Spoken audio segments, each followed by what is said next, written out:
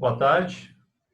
Hoje nós vamos falar sobre saúde do solo. Vamos continuar a discussão sobre o que é um solo com saúde, quais são as práticas de manejo que nós devemos adotar para alcançarmos um solo com saúde.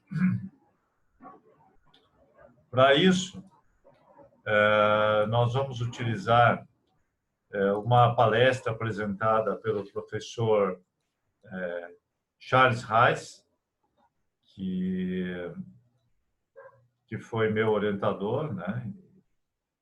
E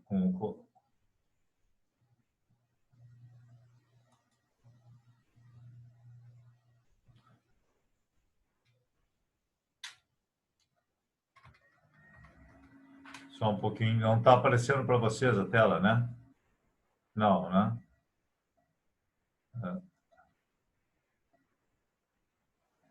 Só um segundinho aí que vamos achar o que está acontecendo aqui.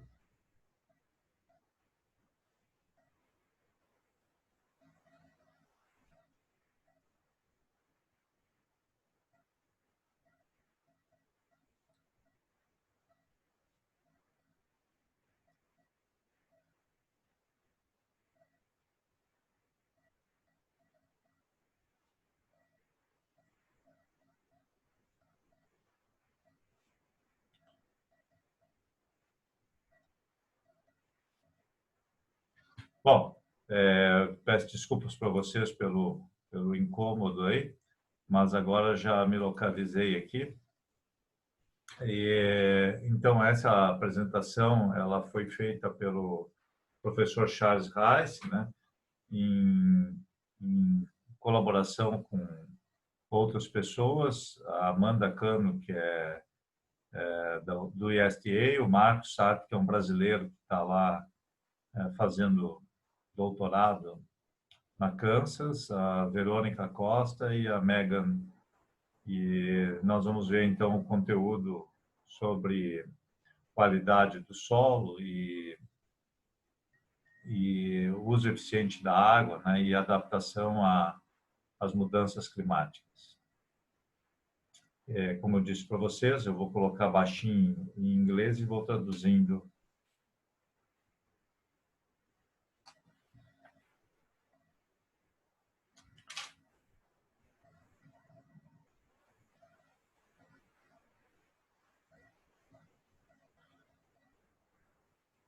Bom, então aqui o professor Reis está apresentando para nós. Bom, deixa eu falar um pouquinho que o professor Reis ele integra o painel intergovernamental de mudanças climáticas, né? Então ele é um dos cientistas que participam do IPCC. São 2.400 cientistas aí ao redor do mundo, né? E aqui ele está nos apresentando um dos relatórios do IPCC, o de 2007, que prevê a mudança de temperatura, né? O desvio padrão das temperaturas previstas para todo o globo, né? Então, você vê aqui a América do Sul, nós temos previsto aí uma mudança importante, um aumento de temperatura, né? E, então, principalmente aqui são os dias secos. Então, está previsto para nós uma maior frequência de dias secos. A intensidade da precipitação ela vai ter um ligeiro aumento aqui na América do Sul, né? Especialmente no Brasil, um ligeiro aumento da precipitação. Em outras partes do mundo, uma maior precipitação, mas interessante que a frequência de dias secos, em que pesa esse aumento da precipitação, nós vamos ter para a América do Sul uma maior frequência de dias secos. E esses eventos extremos, então, o número de eventos extremos tende a aumentar bastante e também, né, dias com temperatura recordes, também a frequência vai aumentar, né? Então, essas são previsões que são feitas pelo IPCC, algumas delas eu acho que vocês já conheciam, né?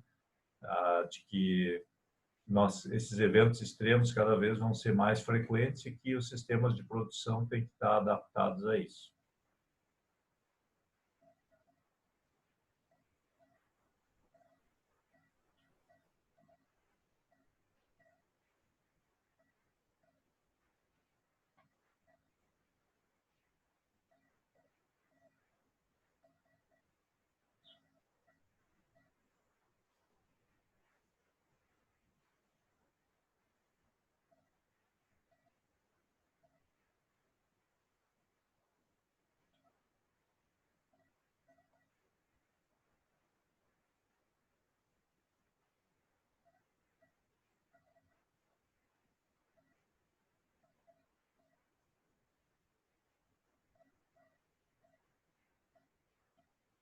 Então, só para complementar aqui, né, o professor Reis estava nos mostrando que esse primeiro painel aqui é da intensidade da precipitação, né, que, na verdade, tem mais a ver com erosão do que propriamente em água disponível, né? Então, na verdade, boa parte aí da América do Norte, Canadá, então, vão ter um aumento importante da intensidade das chuvas e nós vamos ter um ligeiro incremento da intensidade das chuvas, o que significa maior potencial erosivo.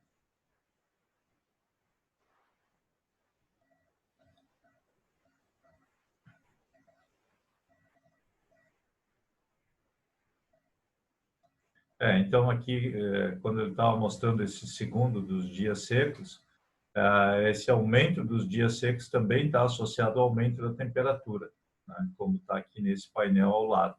Então, pelo fato de nós termos cada vez temperaturas mais elevadas e recordes de temperatura, a frequência de dias mais secos, isso vai ser mais frequente, muito preocupante para o Brasil e para a África, que já são regiões que sofrem bastante com isso, né?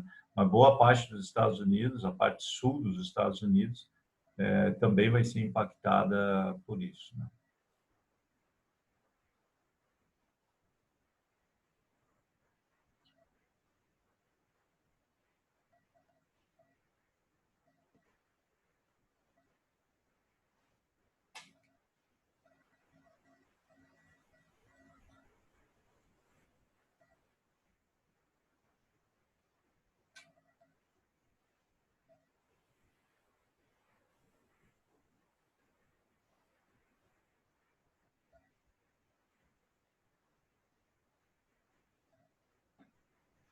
Então, aqui ele está mostrando que esses dados aqui dessa parte do painel, na verdade, são baseados em dados americanos, né? Deste Instituto de Avaliação do Clima nos Estados Unidos, e mostra aqui a ocorrência de eventos de precipitação de 2 dias, né, que excedem um período de retorno de 5 anos.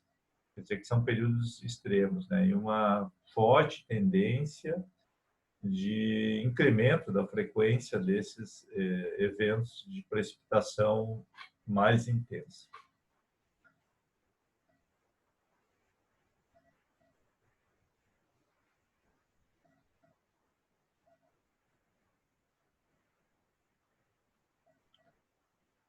Bom, e aqui então, nesse painel aqui são os recordes de temperaturas altas e temperaturas baixas. Então, o que a gente vê aqui?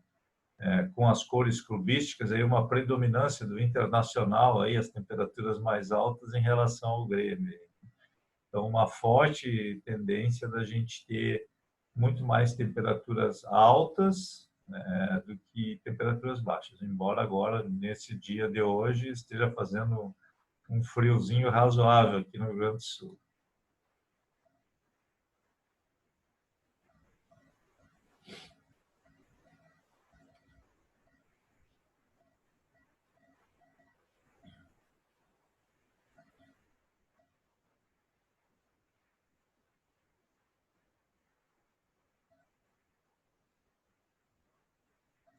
Bom, só para complementar, né, quando ele apresentou esse gráfico, isso aqui foi lá no Texas, em San Antonio, e estava fazendo frio, estava um dia com um vento gelado lá.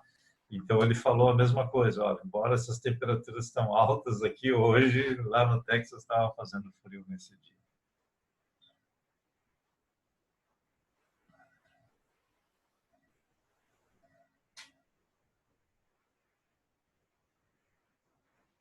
Bom, então aqui ele está mostrando um evento de seca que ocorreu no sul na região central dos Estados Unidos, né, em 2012, e que foi devastador, né, em termos de produtividade.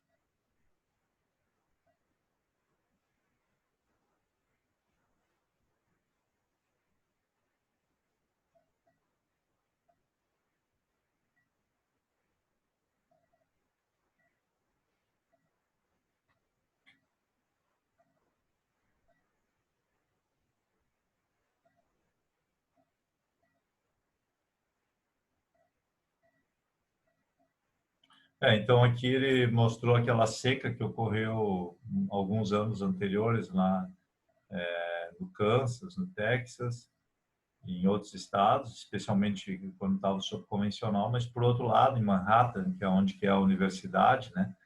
É uma cidade aí com 50 mil habitantes, 50, 60 mil habitantes, que vive muito em função da universidade, né? Mas ocorreu essa enchente aqui tremenda, né? Dia 3 de setembro de 2018, uma precipitação em torno de 250 milímetros de chuva em 24 horas.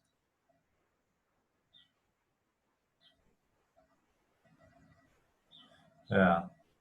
Isso aqui são carros que estão flutuando e esse aqui é um shopping center.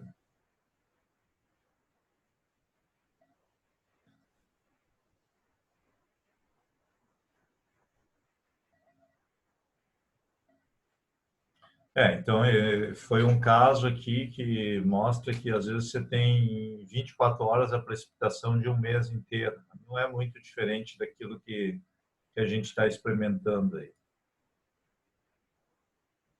São, são eventos extremos, né? Uma hora extremamente seco, outra hora extremamente úmido.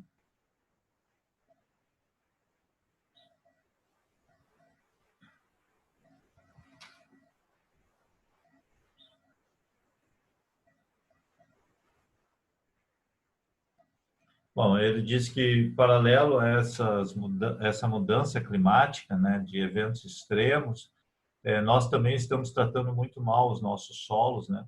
E aqui ele traz dois exemplos do Kansas. Um é o Hayes, que é um município lá, e Colby, que é outra localidade no Kansas. E você vê que com 30, 40 anos de cultivo, houve um decréscimo aqui em Colby de em torno de 30% do estoque original, né, de carbono, e já em Reis esse decréscimo de carbono foi mais intenso, chegando em 40 anos de cultivo um decréscimo aí de 60% do estoque. Então, se você perde o estoque de matéria orgânica, nós vamos perder muitas das funcionalidades do solo. É mais ou menos esses números que a gente trabalha aqui no Brasil, né? A gente costuma dizer aí que, num pior cenário, aí, em 50 anos de preparo do solo, 40 anos de preparo do solo, nós perdemos 50% do estoque de matéria orgânica, né? E se o processo erosivo for mais intenso, isso pode ocorrer mais rápido. Se o processo erosivo for menos intenso, isso pode demorar mais tempo.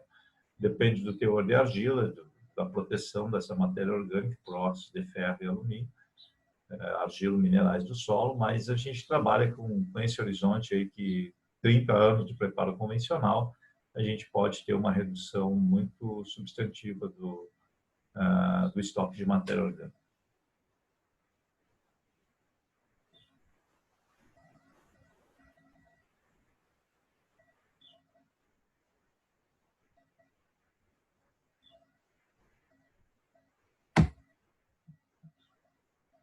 Então, no primeiro caso, perdeu 30% e no segundo perdeu 60%.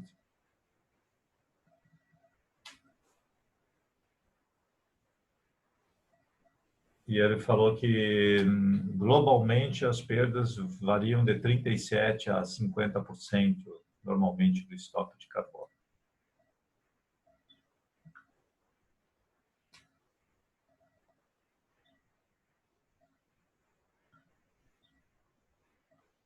Bom, então aqui esse é um slide que ele gosta muito de utilizar sobre uma visão da importância do solo, né? O solo ele é importante para a produtividade, para prestar serviços para o ecossistema e para as questões de resiliência e sustentabilidade. No centro dessas funções do solo, né, está a matéria orgânica, a atividade microbiana e a estrutura do solo.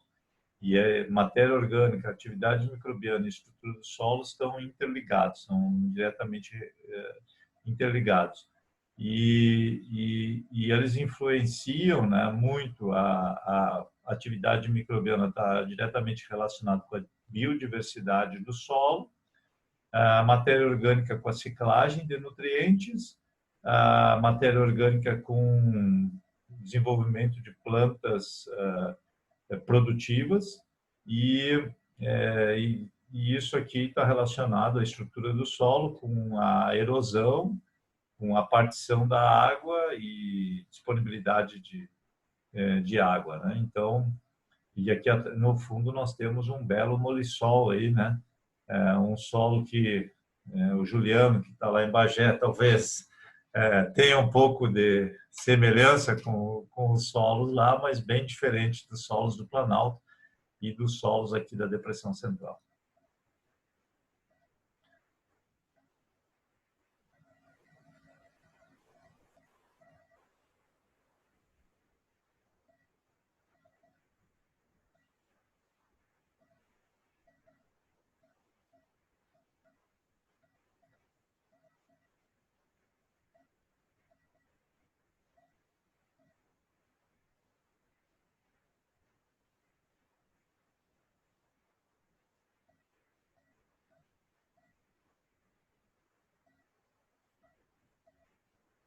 Aqui ele fez um comentário que ele não quer ser ofensivo, né, com nenhuma pessoa que trabalha com fertilidade do solo, que ele não botou a fertilidade do solo como um fator aqui chave, porque, na verdade, mais recentemente tem se valorizado muito o papel da matéria orgânica, da atividade microbiana e da estrutura do solo, mas evidentemente que a fertilidade do solo ela é importante, tem um papel nisso tudo.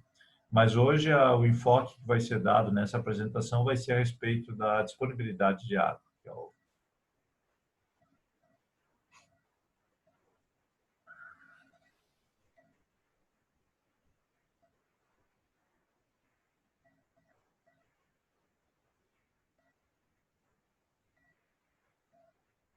Bom, esse aqui foi publicado num trabalho que a Amanda, que é a segunda autora, aí, publicou na Geoderma, né, ano passado, partindo de uma área que é irrigada para uma área de transição para uma área de sequeira, né?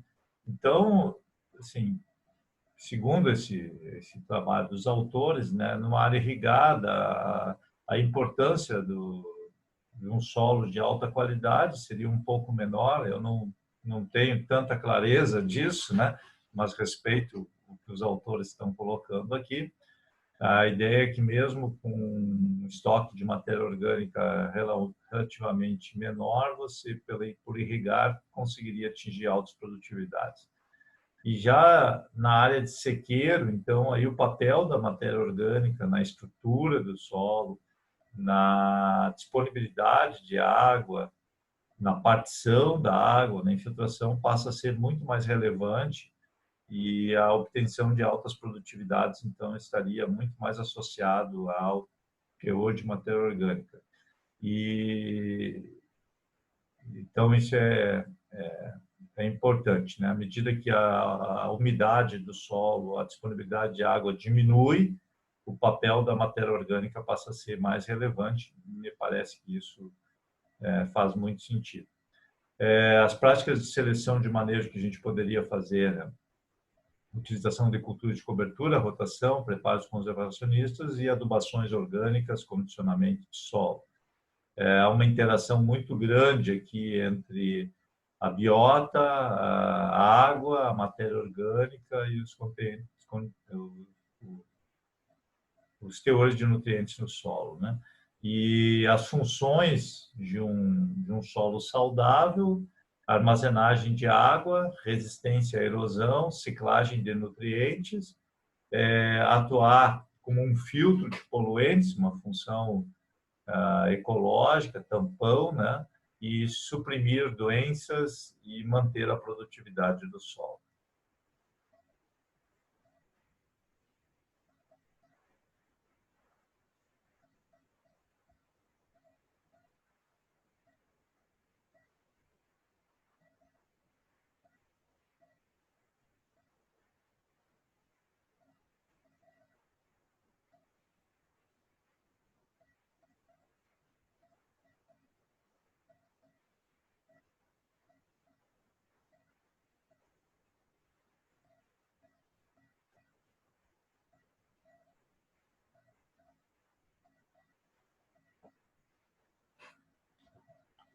Aqui eu queria destacar um ponto que ele fala, assim, que, na verdade, essa questão da ciclagem de nutrientes, dos teores, pode ter um impacto muito forte sobre a questão ambiental, que é o que ocorre nos Estados Unidos hoje, né? Tem problema com nitrogênio e com fósforo, né, poluindo a água, né? Então, quer dizer que nesse contexto aí, né, a ciclagem de nutrientes, o teor do nutriente, de alguns nutrientes, tem um impacto ambiental importante, né?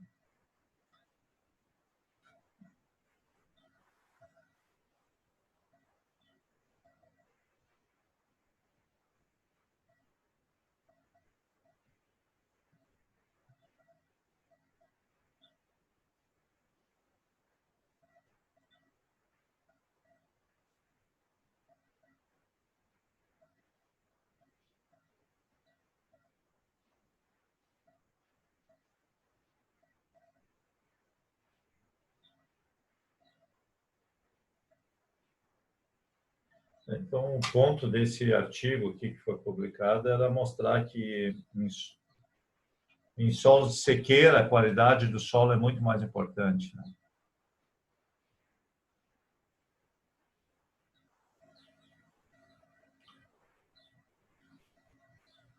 Então, aqui agora nós vamos entrar quais seriam as ferramentas chaves, né, para nós alcançarmos sistemas agrícolas mais resilientes ao clima. Então, a qualidade do solo, a saúde do solo é fundamental, como ele mostrou no gráfico anterior, né?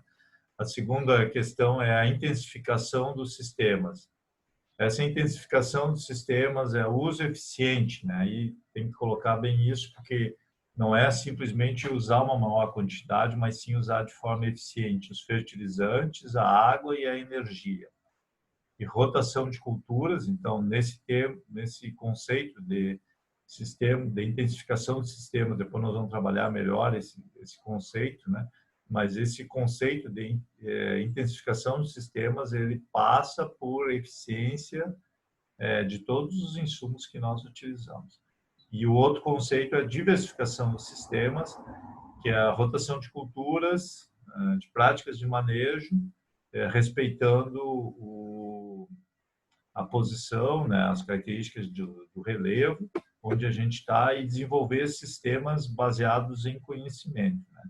No caso da agricultura de precisão, a gente usa dados, né, para gerar conhecimento.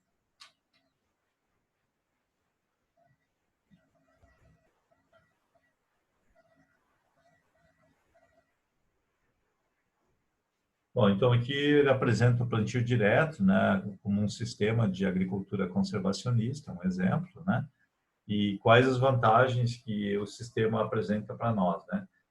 Recuperar parcial ou totalmente o estoque de carbono do solo, que foi perdido pelos anos de sistema de preparo convencional, manter a umidade do solo, conservar, poupar combustível, poupar mão de obra, reduzir os custos com máquinas agrícolas, também a manutenção das máquinas e a durabilidade das máquinas é aumentada, controlar a erosão, melhorar a fertilidade, reduzir a pressão de ervas daninhas, fazer a semeadura na melhor época e melhorar as condições para a biodiversidade e a vida, a fauna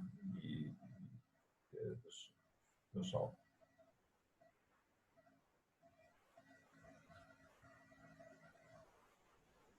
Bom, aqui nós temos algumas imagens que vêm do Brasil, né?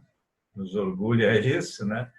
O nabo forrageiro em cima do milho. Vocês vão ver aqui uma sequência de imagens que o professor preparou, né, para mostrar isso.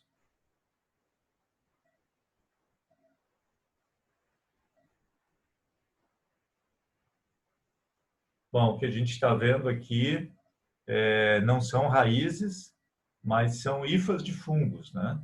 Hifas de fungos que se desenvolvem nessa região de contato dos resíduos com o solo. E essas hifas de fungo, então, elas precisam de um ambiente com uma temperatura um pouco mais baixa e umidade, e o plantio direto oferece essas condições.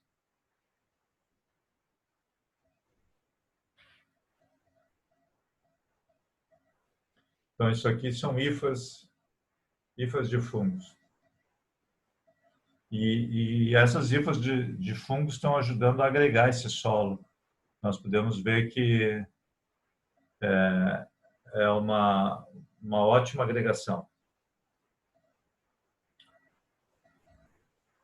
Bom, esse aqui é um trabalho feito em 3 locais aqui, né? Em Reis, Conza e Uelda, são 3 locais. E aqui nós temos em campo nativo agregados com mais de 2 milímetros, que seriam os grandes agregados, macroagregados, né? E a quantidade de agregados que nós temos aqui variou de 37 até 75, de acordo com o campo nativo que nós temos, mas, de fato, uma quantidade de macroagregados bastante grande. Quando a gente vai para sistemas agrícolas, essa agregação, então, ela cai para menos de 20%, nos 3 locais, né? E nesses últimos 2 locais aqui, a redução dos macroagregados foi muito grande. Você vê, saiu aqui para a Conza de 72% para algo em torno de 5% de macroagregados, né? E, por outro lado, houve um aumento dos microagregados, dos pequenos agregados, né? Que ocupavam uma fração pequena aqui da estabilidade de agregados e que agora passam a fazer grande parte. E aqui é uma situação em que eles estão recuperando, né, o campo nativo, né?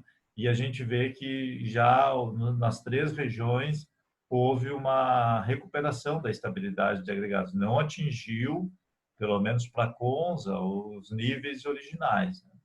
Mas mostrou claramente um processo de recuperação. Mas a distinção que eu acho que é importante para nós fazer é o que a gente perde de um campo nativo quando a gente faz agricultura. Uma das coisas muito importantes são esses macroagregados, que são importantes para a infiltração de água, e a estabilidade dos agregados, que se transformam, né, se perde muitos agregados, se transformam de grandes agregados em pequenos agregados, exatamente pela falta da matéria orgânica.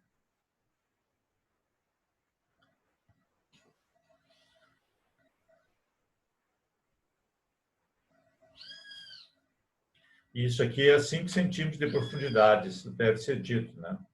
É uma camada muito sensível.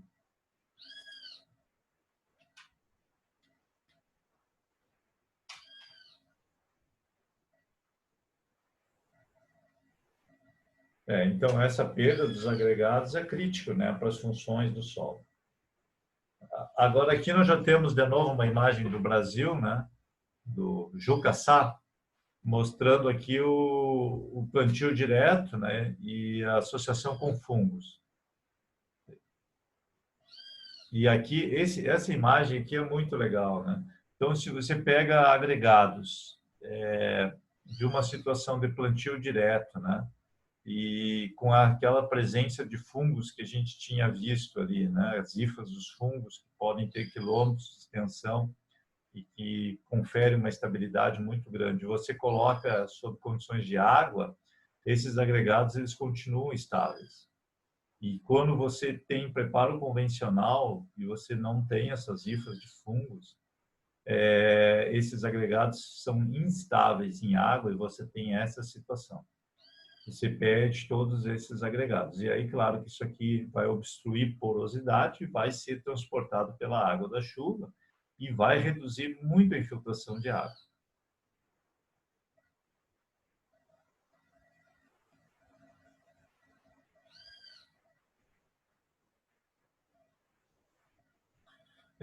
Isso eu vi lá nos Estados Unidos, assim, que eles estão valorizando muito essa questão da estabilidade dos agregados, né?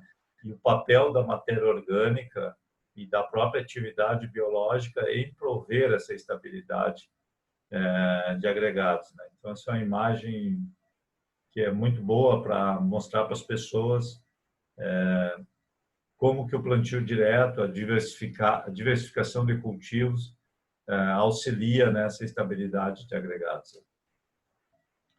Bom, esse é um outro estudo que é bem recente do professor Rice e do Carter, e aqui é um estudo de longa duração, né? E o que acontece com os agregados, né? Com a estabilidade dos agregados. Então, você veja que sobre o preparo conventional tillage, o tempo passa e assim uma mudança, uma estabilidade de agregados muito pequena, né? Já sob plantio direto existe uma recuperação ao longo do tempo, né? Chegando a 50%, e sob campo nativo que está sendo recuperado, então está sendo revegetado com campo nativo, nós chegamos a um valor de 70% depois de 11 anos de recuperação do campo nativo. Praticamente ele recuperou a condição inicial. Então, aqui é a condição de estabilidade de agregados do campo nativo. Aqui há 11 anos de recuperação de uma área que foi que perdeu a sua condição de agregação e que foi revegetada com campo nativo. O plantio direto ele não alcança a quantidade de macrolegados que nós temos no campo nativo, mas ele fica numa posição intermediária, com em torno aí de 50% de macrolegados, e o preparo convencional fica com valor inferior. Então, esse é um experimento de longa duração que é conduzido lá na Kansas, né? Estudando recuperação do estoque de matéria orgânica, especialmente agregação. Então, o plantio direto recuperou 50% do estoque de matéria orgânica, a pastagem nativa é 70%, né? E o convencional fica em 40%.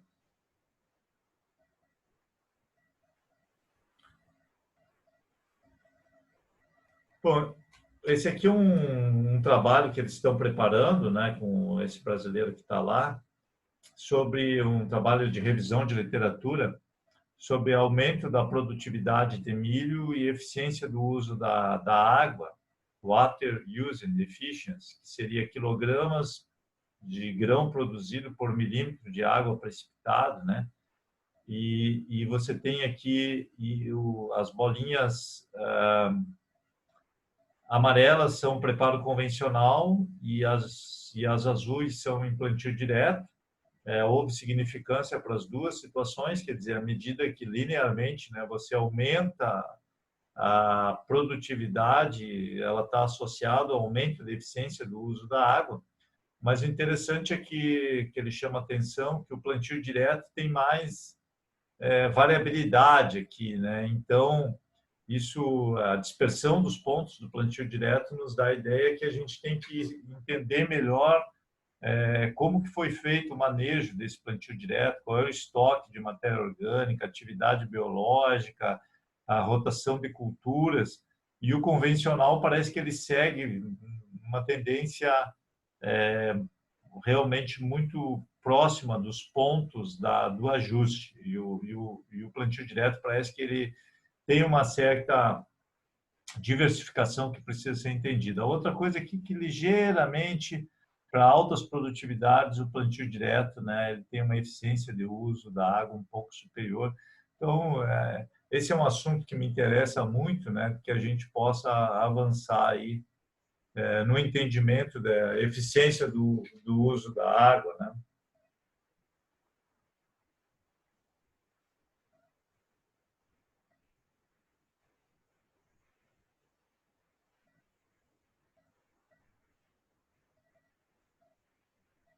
Porque essa é uma característica, né, dos sistemas produtivos, que nós temos que buscar maior eficiência do uso da água, produzir mais quilogramas de grãos por milímetro precipitado.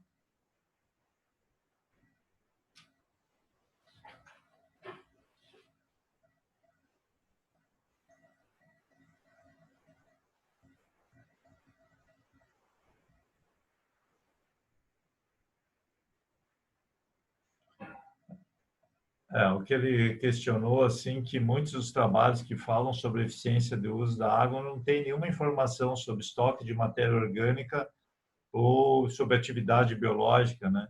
Que certamente vão influenciar muito todo esse processo. Então, uma coisa que ele recomenda é que se avalie sempre a matéria orgânica e descreva bem a rotação de culturas e a atividade biológica que a gente tem nesse solo, para entender melhor esse efeito do aumento da eficiência do uso da água. Bom, então, já está encaminhando aqui a conclusão dessa apresentação.